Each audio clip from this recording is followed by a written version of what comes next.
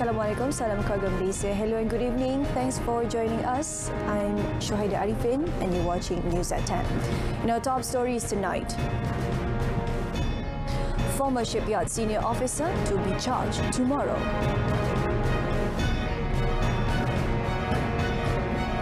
Health white paper as country's collective statement on health reforms.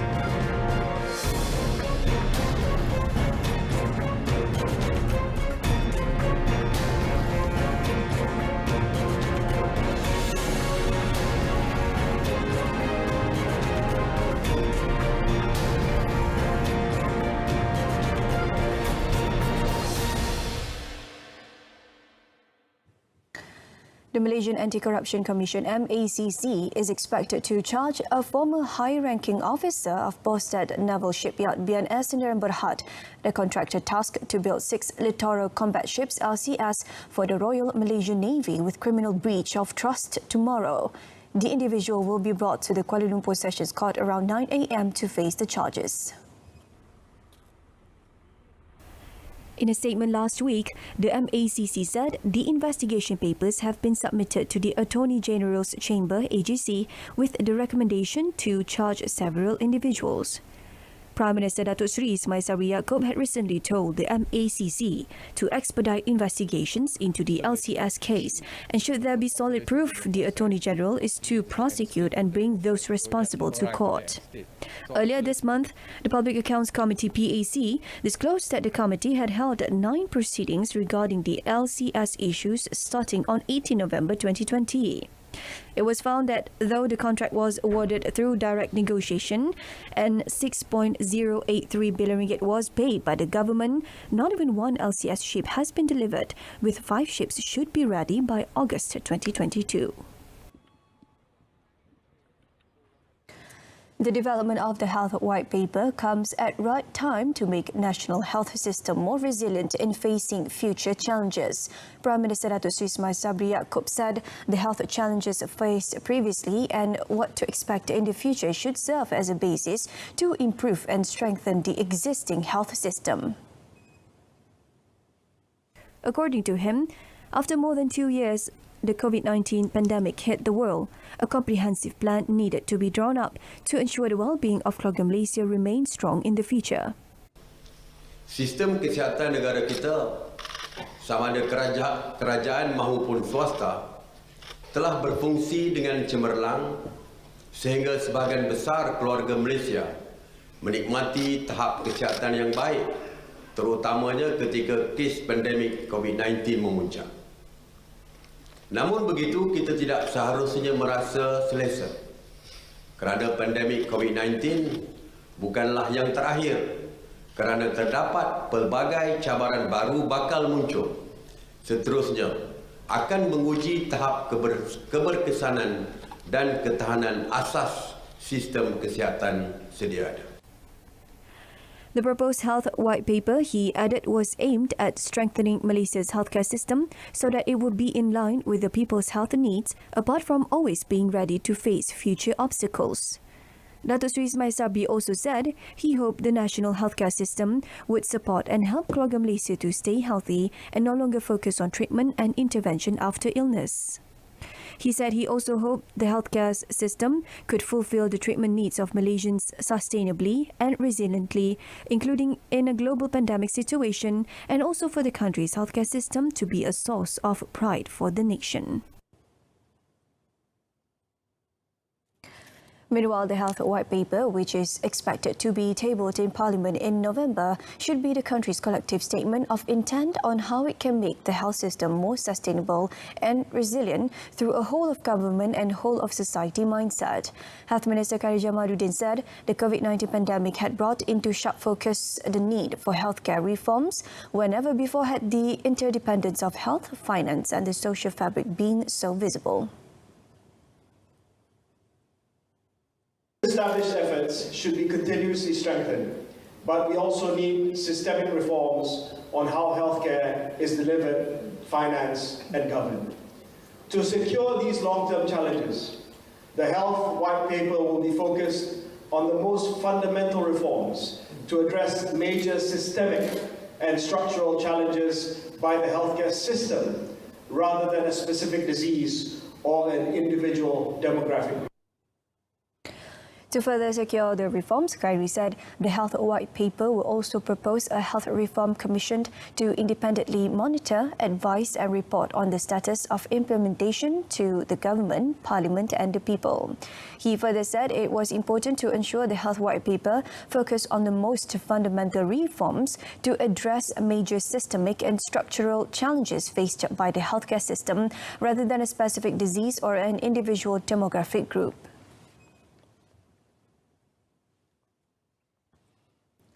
The Special Task Force on Jihad Against Inflation is mulling the extension of Keluarga Malaysia Cheap Sale Program to 20 public institutions of higher learning IPTA in the country. Chairman Tan Sri Anwar Musa said the proposal was raised by representatives of IPTA, private institutions of higher learning IPTS, including teacher training colleges at an engagement session today, and among the issues raised was the high cost of living faced by students in campus. According to Tan Sri Anwar, this proposal would be brought to the task force meeting next week to enable students to enjoy the facilities of Keluarga Malaysia Cheap Sale as held at 639 state constituencies currently. Saya menjangkakan kampus akan dibuka semula pada pertengahan bulan September dan juga pada bulan Oktober. Jadi jawatankuasa akan mempunyai masa yang cukup untuk membincangkan kaedah dan mekanisme sekiranya jawatankuasa dapat memberikan endorsement dan persetujuan supaya konsep jualan murah keluarga Malaysia yang sekarang ini diadakan di tiap-tiap DUN di semua kawasan-kawasan parlimen seluruh negara sebanyak 639 berkemungkinan dapat diperluaskan ke 20 kampus IPTA. He said this in a media conference after chairing the task force meeting in Putrajaya today.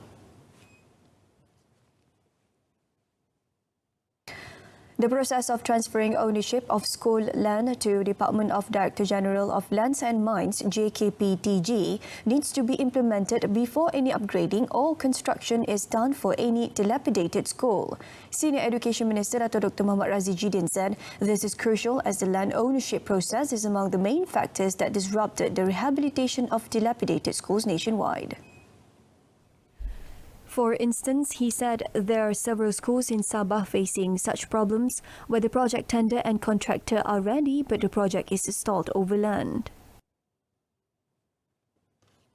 Menambah bangunan baru atau membina bangunan untuk menggantikan bangunan daif, maka kita dapat peruntukan, kita boleh terus laksanakan kerana isu tanah dah selesai. Jadi itu yang paling penting. Apa yang kita nak lihat bahawa setiap peruntukan yang ada itu digunakan sebaik mungkin dan kemudahan yang perlu disiapkan itu dapat disiapkan pada masa yang sepatutnya.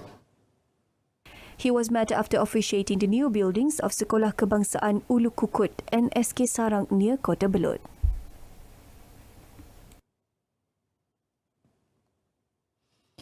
The Yang di-Pertuan Agong Sultan Abdullah Riayatuddin Al-Mustafa Billah Shah and Raja Pemaisuri Agong Tunku Haja Aziza Aminah Maimunah Iskandariah today left to Turkey for a 7-day state visit.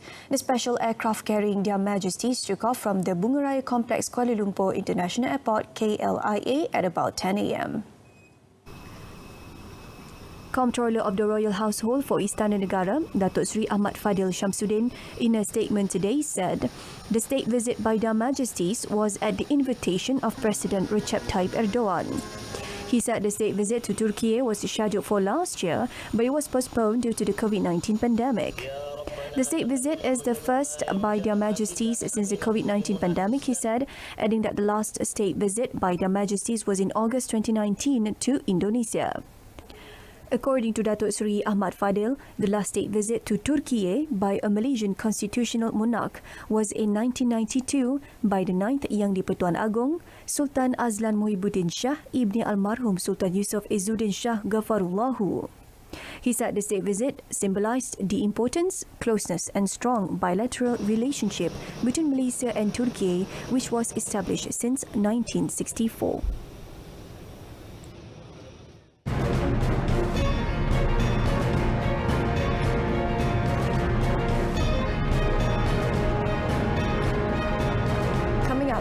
Budget 2023 to emphasize on keluarga Malaysia.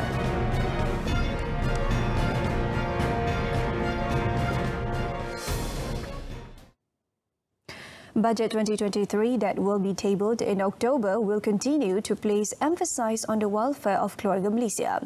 Prime Minister Datuk Seri Ismail Sabri Yaakob said it would also take into consideration the country's readiness in facing the possibility of a more challenging global economic crisis.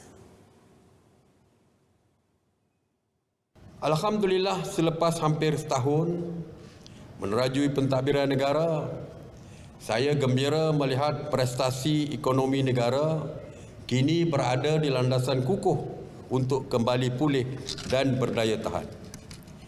Jumaat lepas, Bank Negara Malaysia seperti diumumkan oleh Gubernur Bank Negara, seorang wanita, mengumumkan prestasi suku kedua ekonomi negara pada tahun ini yang berkembang sebanyak 8.9%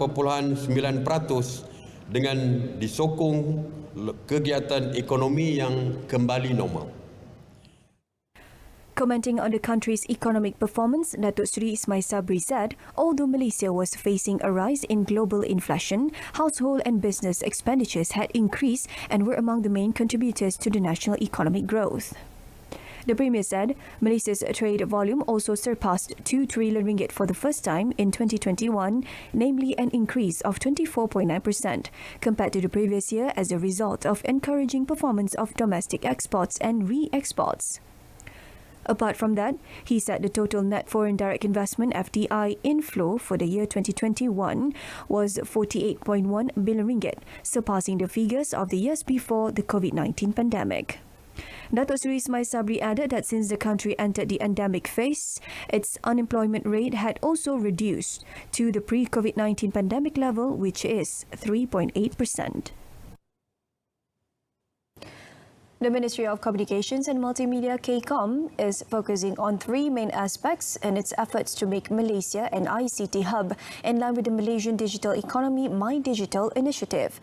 Minister Tan Sri Amno Musa said the three main aspects were communication infrastructure improvement, attracting digital investment and building manpower and human capital in the digital technology sector.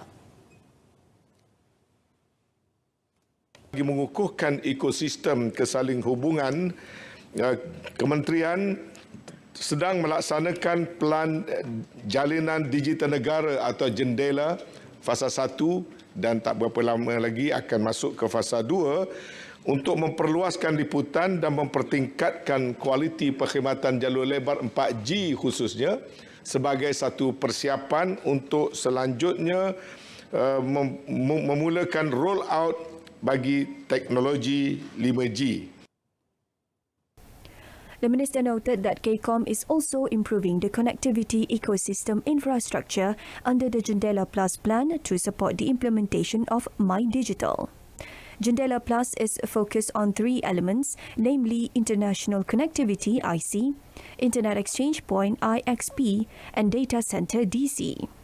As for digital investment, Tan Sri Anwar said, through the Malaysian Digital Economy Corporation, KCOM has drawn up a 5-year strategic plan which is focused on 5 main thrusts to attract investments and drive the country's digital economy.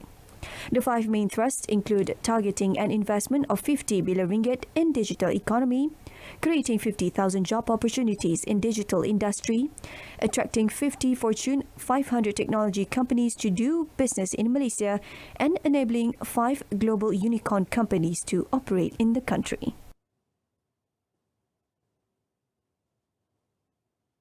The marketability of graduates of technical education and vocational training TVET institutions under the supervision of the Ministry of Rural Development TVET at KPLB has exceeded the national standard.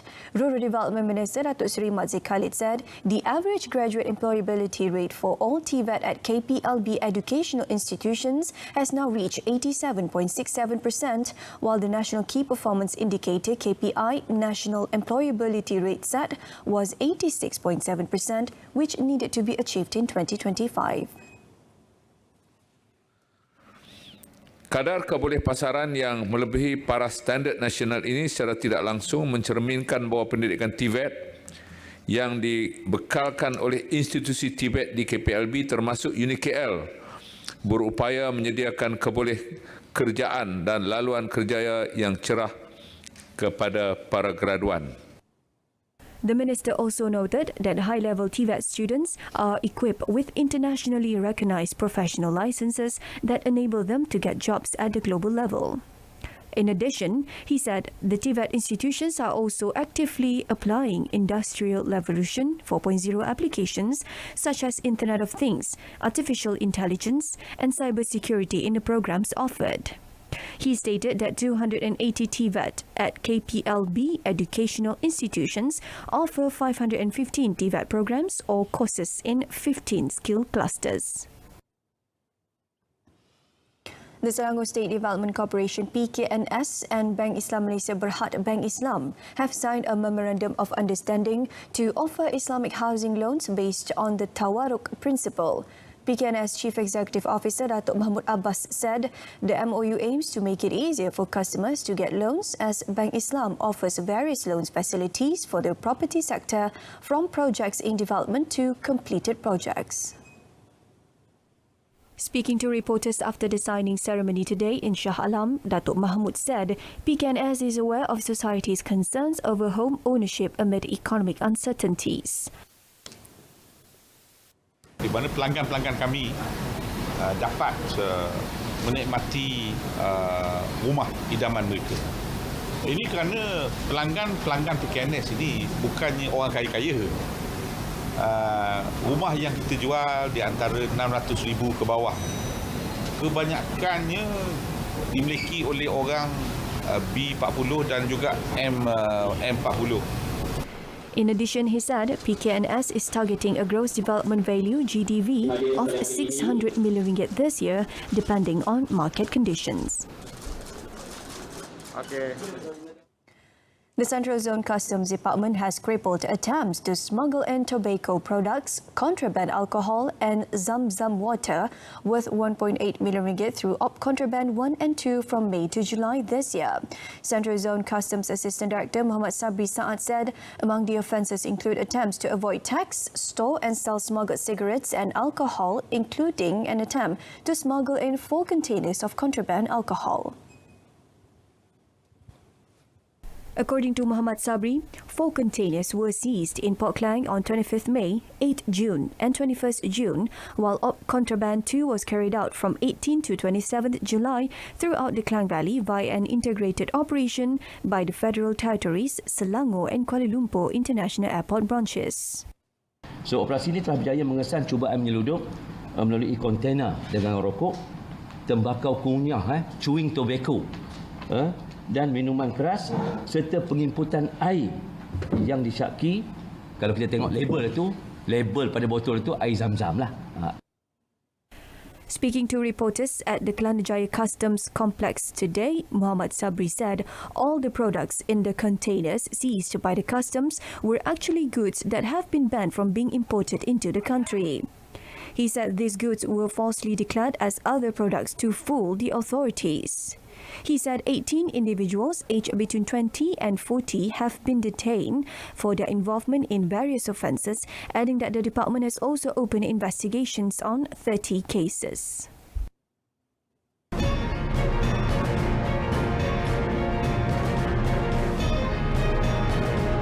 Coming up in sports, father of Malaysian bodybuilding, Datuk Boon Leong dies.